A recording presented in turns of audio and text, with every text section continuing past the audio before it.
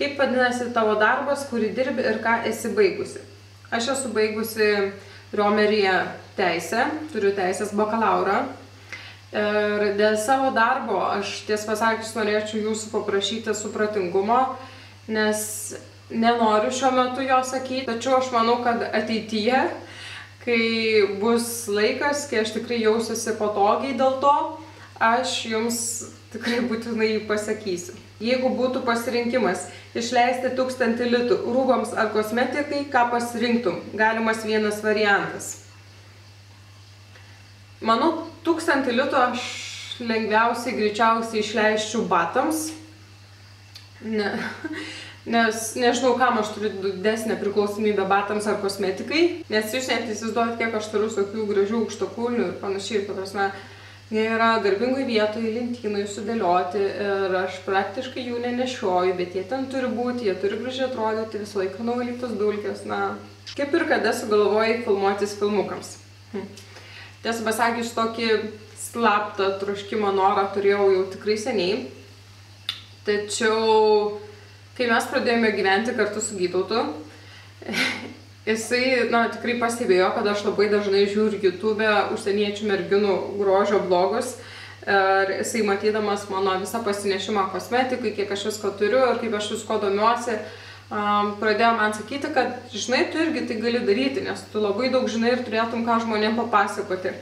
Tad galima sakyti, Gytauto dėka aš turiu savo grožio kanalą, nes jisai mane labai paskatino tai daryti, visą laiką labai palaikė ir man tikrai labai padeda. Tai ką jums kaip žmogui, asmenybei duoda YouTube filmukų kūrimas?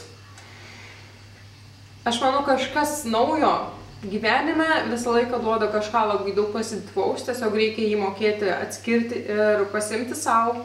Ir aš labai džiaugiuosi tuom, ką išmokau. Išmokau naudotis redagavimo programom, išmokau naudotis fotokamerą, sutikau daug nuostabių naujų žmonių, atradau erdves, apie kurių egzistavimą net nežinojau. Aš matau, kad tai labai stipriai jau po pusės metų filmukų kūrimo praplėtė mano akiratį. Ne pusę metų. Jėzau, beveik metai. Wow. Tikrai jaučiuosi, kad tas filmukų kūrimas man davė labai daug. Bet kokiu atveju, jeigu norite kažką daryti naujo ir nedrįstate, darykit tai. Darykit, nieko blogo tikrai neatsitiks. Ir ta patirtis, kurią įgysit, darant kažką tais naujo ir įdomaus jums, jinai yra neįkainojama. Top 5 makiažo priemonės. Priemonės, be kurių tu kaip be rankų. Be abejo, tušas, pudra. Šiuo metu jau ir antakių pieštukas. 3 tai yra. Lūpų vazelinas. Ir tikriausiai, kadangi mano tokia nuostabi oda, dar ir pudra. Ar turite pakankamai laiko kurti filmukams? Suprantu, kodėl nusipelniau šito klausimo, nes jeigu anksčiau keldavau po 2 filmukus į savaitę, dabar tikriausiai šį mėnesį, rugsėjo mėnesį buvo 2 savaitės, kuomet nekėliau iš vis nieko, bet turėjau tiek daug darbų, rugsėjo mėnesį turėjau tik 2 laisvus savaitgalius ir dirbdavau nuo pirmadienio iki dar kitos savaitės penktadienio, priedo šuns parodos ir automobilių paieška. Tai užmušė visą mano laiką, nes jeigu ir turėdavau laisvą vakarą, tai ties pasakius, grįžus namo pasidarydavau kavos ir buku žvilgsniu žiūrėdavau kompiuterio ekraną, nes jau nieko nematydavau ir nieko nenorėdavau. Ir, jaučiausi pernelyg pavargus, kad galėčiau sėdėti prieš kamerą ir geros nuotaikos jums kažką tais pasakoti. Tad labai ačiū, kad likote su manimi, neišsilakstėte. Kaune jau gyvenu 10 metų, bet augau, galima sakyti, Šiauliuose, aplink Šiaulius, tiesiog buvo nemažai kraustymosi. Kokia tavo mėgstamiausia kosmetikos parduotuvė?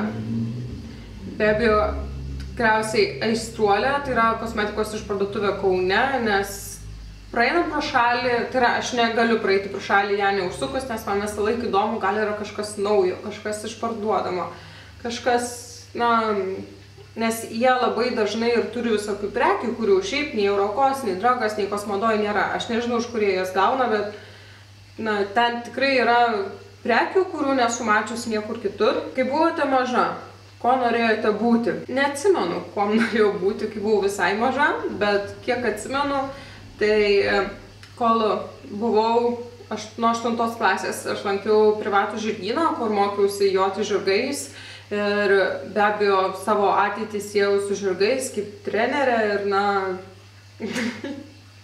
Ir dabar labai mėgstu žirgus ir labai pasiilgstu to tokio laisvės pojūčio, kai šuoliais galima lėkti per pievą, balas ir pusnis.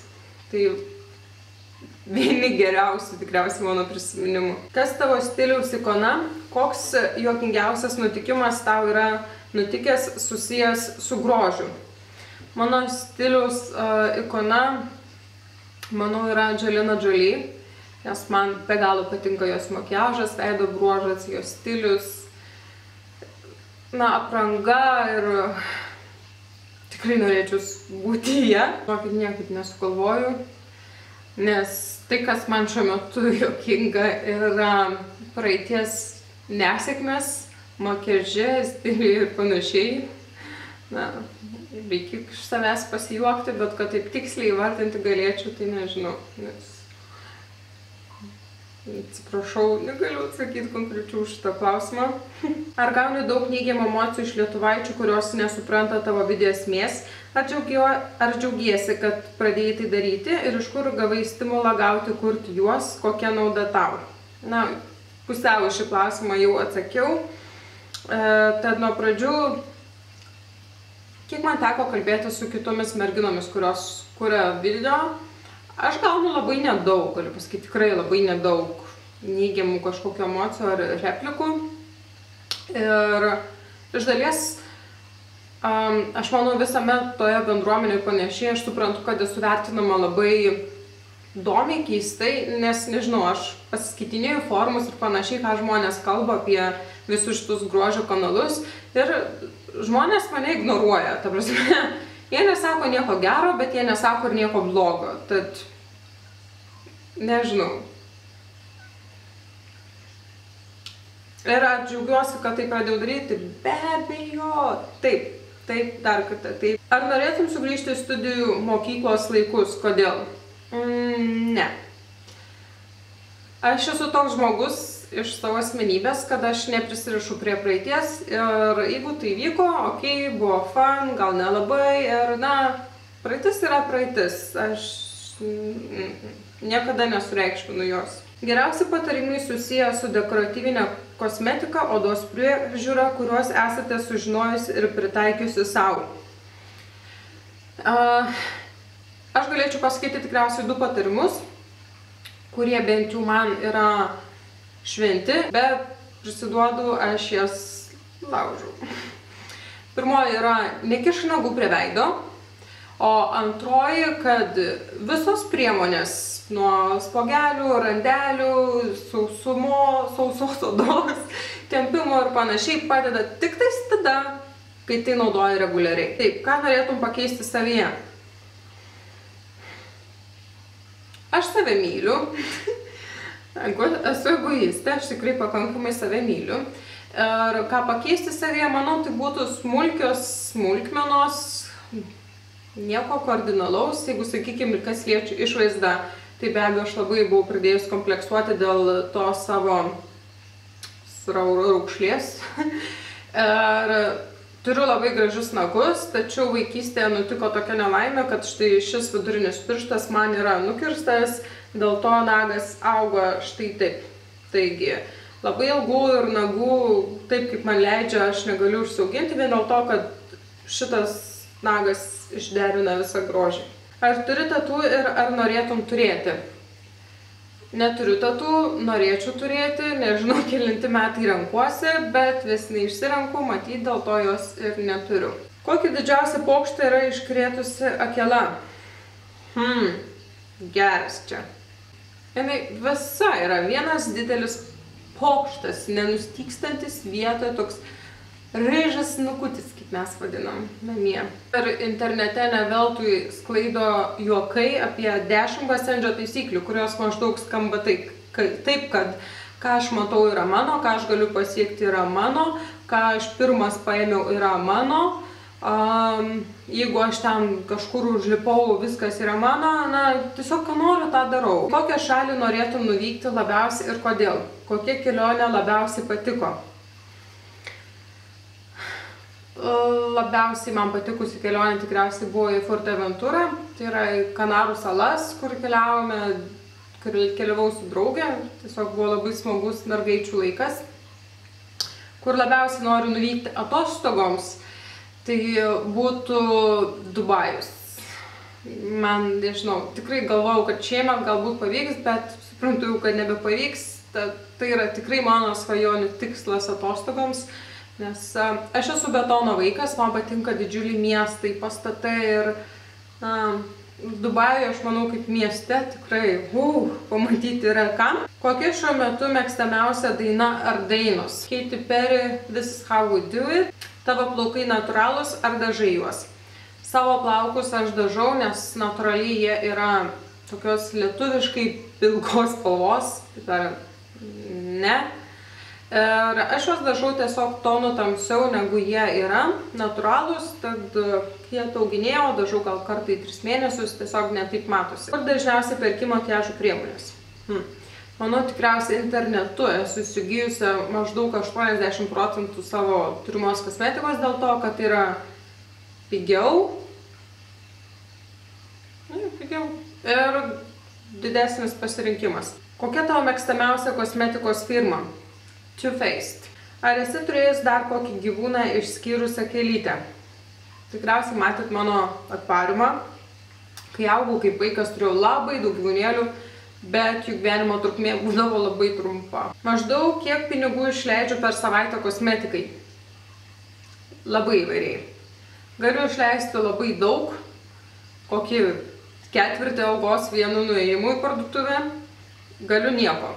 Tiesiog priklauso nuo nuotaikos ir nuo to, kaip užsikabinu. Nueinu ir, nauja, faina, šitą girdėjau, šitą irgi noriu, šitas nerealiai atrodytų prie to ar to. Ir tada baigėsi krūva neapgalvotų pirkinių. Kas tavo mėgstamiausia vlogerė? Jau anksčiau kažkuria filmukė esu minėjusi, kad Beauty by Carly ar Carly by Beauty, neatsimenu. Ir Lauren Curtis, ir neseniai atradau dar vieną merginą, Lustre Lux, parašysiu kažkur tikslų pavadinimą, nes neatsimenu, bet ši mergina daro tikrai neįtikėtinus, žiauriai fainus akių makiažus, tad dabar laisvu laiku tai tik sėdžiu ją kopijuoju. Kam jūs tikrai negailite pinigų? Batams. Koks svajonių pirkinys ar procedūra susijusi su grožiu, kurio labai nori, bet nėra galimybių išpildyti? Nėra Lietuvoje arba labai brangu? Yra tokių procedūrų, apie kuriais tikrai svajoju. Pavyzdžiui, ta fotodepiliacija ar lazerinė depiliacija, kur daugiau niekada nereiktų nei skustis, nei depiliuotis, nei kažką. Kaip faina būtų, šito labai norėčiau. Dar taip pat labai norėčiau, kaip prieš tai sakiau, tą savo pirštuką susitvarkyti, nes yra galimybė pasidaryti tokią mini plastinę operaciją. Manau, gal kaip ir viską, nes visa kita, ten kūno transformacijos ir panašiai, manau, galima pasiekti natūraliai. Be ko negalėtumėt ištverti nei dienos? Be telefono. Ar nori turėti vaikų? Jei taip, kiek jų? Sudėtingas klausimas. Nes kažkada ankstesniais savo gyvenimo metais visą laiką galvojau, kad turėsiu 3. Ta prasme, 2 vienas po kito. Ir 3 kada nors, kai būsiu vyresnė, kad jau turėčiau tą tokį pagrinduką, kuom namie pasidžiaugti. Tačiau šiuo metu, žiūrėdama į pasą ir matydama savo amžių, suprantu, kad 3 gal jau nebelabai, bet bent jau 2 tai tikrai norėčiau. Nes, manau, patiems vaikams yra geriau augti šeimoje, kur yra ne vienas vaikas. Taip, nuo kiek metų pradėjai kurti vlogus ir nuo kiek metų manai juos reikia kurti? Aš pradėjau kurti juos pernai gruodį, jeigu neklystu. Ir nuo kada kurti? Nuo tada, kada norit. Kada jaučiau poreikį, kad norit, turit ką pasakyti, sėsti prieš kamerą ir daryti. Aš tikrai nemanau, kad tam yra kažkoks amžiaus cenzas, kai palaikau savo figūrą. Sudėtingas klausimas, nes prieš pusmetį baigėsi mano sporto karjera. Ta sporto karjera, tai ne visai karjera. Tiesiog intensyviai prieš tai 3 metus lankiau sporto salę. Ir dabar atsibodo, nes tikriausiai per nelygiai intensyviai lankiau. Ir aš tikrai manau, kad yra tiesioginė priklausomybė tarp to, ką valgai ir taip, kaip atrodai. Netgi visi sporto meistrai sako, kad 70% viso sporto yra atliekama virtuvėje. Ir artėjame į pabaigą. Ir ar galėsi padaryti video, kaip susitvarkai plaukus, garbanoji arba tiesini? Plaukų aš netiesinu, juos būna įvairumo dėliai pasigarbanoju. Ta tikrai be abejo galima bus tokį filmuką padaryti. Kiek laiko ryte užtrunku susiruošti? Jeigu klausimas yra apie makiažą, tai maždaug 15-20 minučių. Ir jeigu turint omeny nuo to momento, kai atsikeliu iš lovos, tai manau apie valandą iki tada, kai išeinu pro duris. Kiek jums metų? Kadangi jau vienam filmuke esu pasakiusi garsiai, manau galiu pakartoti, kad man yra 29. Ar kiekvieną kartą dažaisi, kai eini darbą? Taip, nes mano darbas yra bendravimas su žmonėmis, tad manau, kad turiu atrodyti gražiai, pasitempusi, susitvarkiusi. Ir paskutinis klausimas yra, ar dažnai apsipirki? Labai sunku atsakyti, nes negalėčiau pasakyti, kad perkuosi kartą į savaitę, kartą į mėnesį. Visai būna. Būna gal, kad užsiėmusiu daug darbų ir panašiai ir tikrai nėra kad apsipirkinėti. Būna, kad yra laisviau ir tiesiog sėdžiu prie interneto ir o, koks fainas reikia šito, o, koks fainas reikia to, no. Ir taip pat ir prisiperku. Kągi, tai kaip ir buvo visi klausimai, išgirdote visus atsakymus. Ir kaip ir minėjau pradžioje, jeigu jūs dar turite kažkokį klausimą, norėtumėt kažką tai sužinoti, drąsiai klauskite komentaruose, aš jums atsakysiu. Ir kągi, tikiuosi filmukas jums patiko, jeigu patiko spaudžiame like, prenumeruojame, kad matytume ateities filmukus ir iki kito karto.